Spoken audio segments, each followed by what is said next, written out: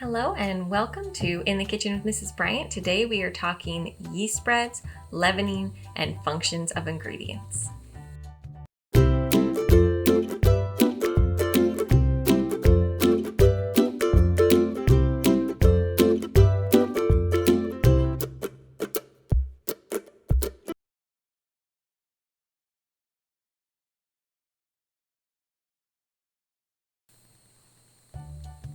So the yeast spread we're working with today is a cinnamon roll dough, which you can use for more than just cinnamon rolls, but really good base dough for working with yeast spreads.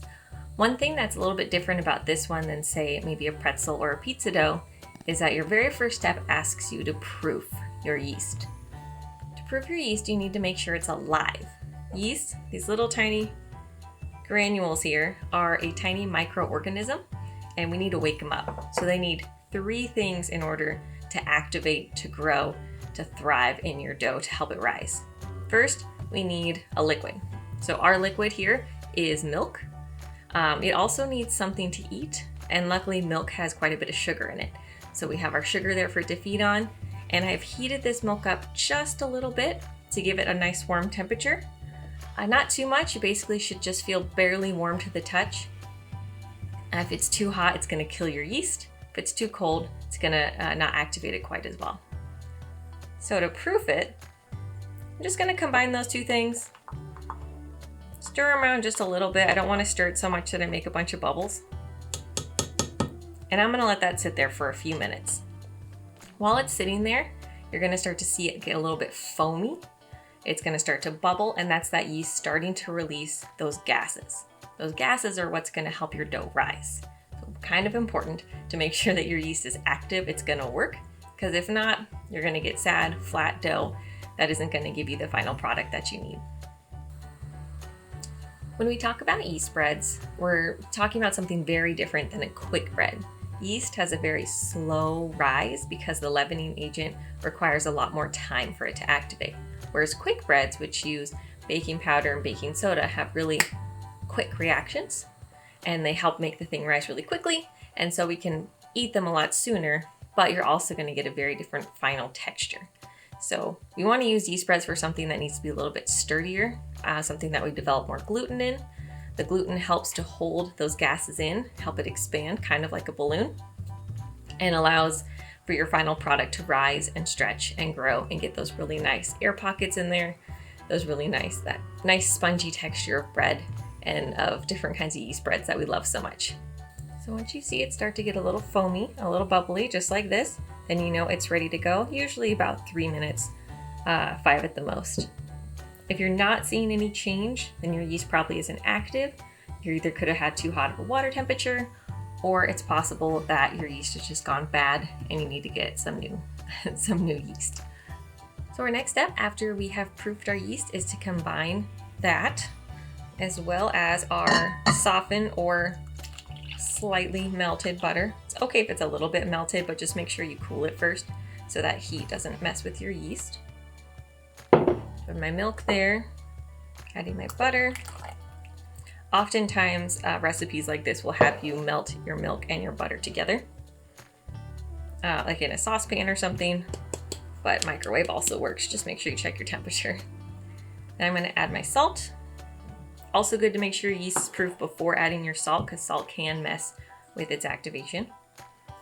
And then a little bit of sugar. Because this is more of a dessert dough, it's going to have a little bit more sugar than usual, but even something that's savory like a pizza dough generally has even a teaspoon of sugar just to help feed that yeast, give it a little bit something extra to keep it active and to give it a nice rise.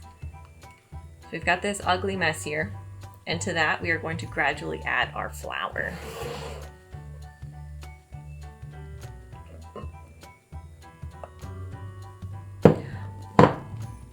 On the recipe, there's a range of the amount of flour. It is 2 1/4 to 2 1/2 cups.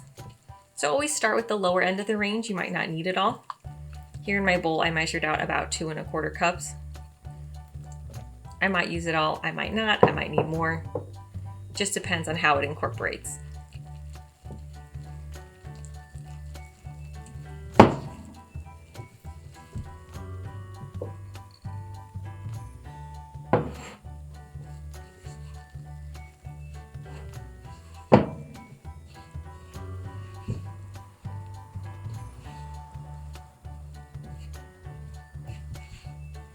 once it's kind of coming together, it's okay if it's not totally forming a ball just yet. This is when we are going to start our kneading process. You want to flour your workstation a little bit. If you have extra, you measured out that 2.5 cups and you didn't use it all, this is a great use for that.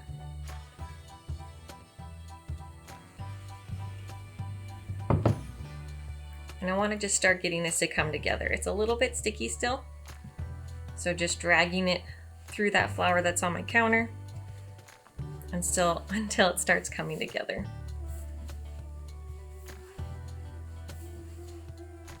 So I'm just kind of gathering it around, folding it over, and turning it. Kind of a classic push, fold, turn combination there to help get your dough evenly kneaded. So kneading is important because the more we knead it, the more we work with this dough, the more we are activating that gluten. And gluten is the structure that's providing us something to hold all of the gases from the yeast. So every time that I push, fold, turn, knead this dough, I am strengthening those gluten bonds. The gluten and gliadin are combining into gluten. They were activated first by adding the liquid, and now I am adding their strength. My dough's still a little bit sticky. Careful not to add too much flour or else you can get dry, kind of crackly dough that's hard to work with. Just kneading the dough for about 5 minutes or so until it is smooth and elastic, but not too tough. If you start realizing it's difficult to work with, it's not folding out, it's not pushing, it doesn't have any give to it, stop kneading. You've probably gone a little too far. You need that gluten to relax, calm down a little bit.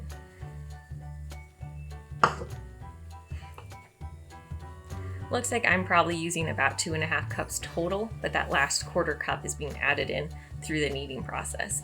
And that's typical with this dough, at least for me when I make it. You can see it's still really soft. It's got this nice stretch to it. When you're kneading, we're gonna push it out and fold it back.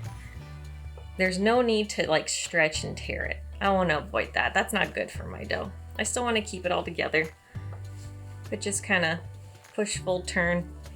You can do the two-handed technique there where I'm pushing, folding back, pushing, folding back from 2 different angles.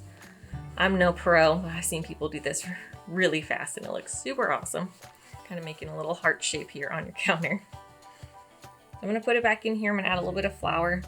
You can also grease your container. I find it hard to roll out later if it has a good coating of grease on the outside. So I'm just gonna flour this, set my dough in there. I will cover it up and then let it rise for about an hour until it has roughly doubled in size. Now that your dough has risen, you're ready to roll it out. So here I have my dough that has risen. I'm gonna flour, it should be nice and soft still. I'm gonna flour the surface just a little bit so it doesn't stick when I roll it out. I'm gonna use my rolling pin for this. And I want this rolled out. Roll down to a nice rectangle. I like to rotate my dough as I roll it just to double check that it's not sticking to the counter.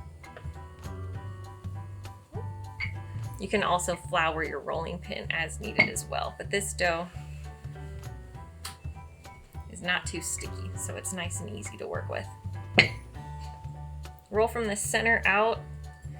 I have a lot of students who just roll back and forth and it just pushes the dough back and forth and doesn't actually expand it very much, so try to get it roughly rectangle.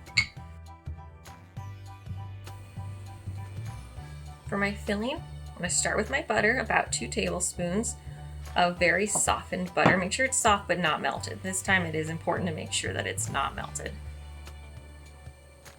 Just kind of smear that all over the dough, keeping maybe a finger's width away from the edge. Try and keep those filling ingredients from falling out. For my filling, I have 2 types of sugar, my brown sugar, my white sugar, and cinnamon, of course, because it is a cinnamon roll.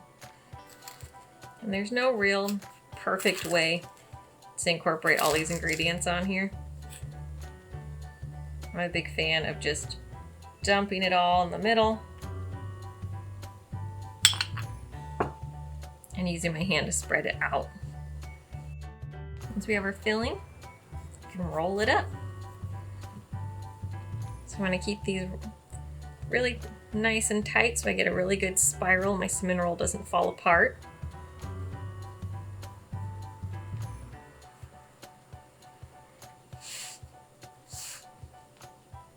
That is beautiful.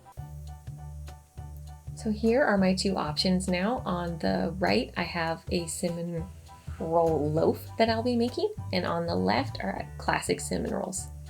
So on the right for my bread loaf, I'm cutting it in half using a bench scraper. Could also use a butter knife. We just want to cut that beautiful roll right down the center. For my cinnamon rolls, I am cutting them into little slices about 1.5 inches wide, using dental floss, which is a really great way to cut evenly without pinching the dough. For my bread, I'm now going to twist this up, wrap the ends around each other, and this will actually go in a loaf pan. You'll need to wrap it around how it fits best. This perfectly actually ended up working out. I just need to tuck in the edges. For my rolls, I put them in a greased pie plate. You could also use a square baking pan. Either one is fine. But you will want to let this rise for a little bit, about half an hour to an hour, before you pop them in the oven.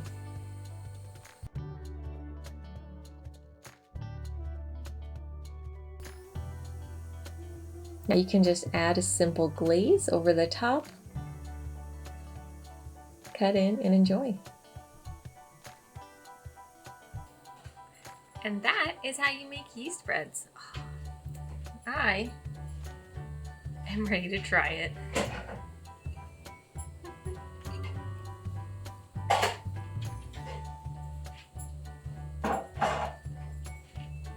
Hope you go and try it too.